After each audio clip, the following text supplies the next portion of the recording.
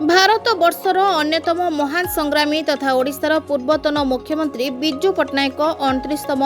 महाप्रणय दिवस को प्रबाद पुरुष दिवस भाव में चौद्वार कटक बिजू जनता दल पक्षर वार्ड नंबर 52 अंतर्गत प्रमिला मंडप महासमारोह पालन कर गतकाली सकाळे जोब्रा ब्यारेज छकठारे बिजू पट्टनायक प्रतिमूर्ति में माल्यार्पण कर जगतपुर ठारे तिलतर्पण कर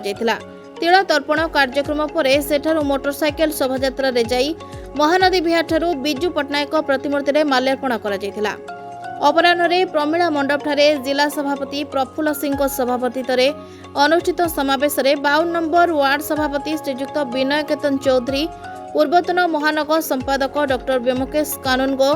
पूर्वतन मंत्री तथा बिजू जनता दलर वरिष्ठ उपसभापति श्रीजुक्त देवी प्रसाद मिश्र, पूर्वतन मंत्री तथा उपसभापति श्रीजुक्त प्रताप जेना, वरिष्ठ नेता तथा पूर्वतन डेप्यूटी मेयर श्रीजुक्त मधुसूदन साहू, कटकर पूर्वतन मेयर तथा जिला महिला सभानेत्री श्रीमती अनिता बेहेरा, मेयर तथा BJD treasurer Srijukta Subhash Singh, deputy mayor Damayanti Majhi, BJD जिला जनरल सेक्रेटरी श्रीजुक्त तापस महांती, राज्य जनरल सेक्रेटरी मोहम्मद शकील, युव बीजेडी राज्य उपसभापति शिशिर परिजा, महिला नेत्री तथा पूर्वतन कॉर्पोरेटर रंजिता काहाली, पूर्वतन कॉर्पोरेटर जयदेव जेना प्रमुख अभिभाषण रखिथिले।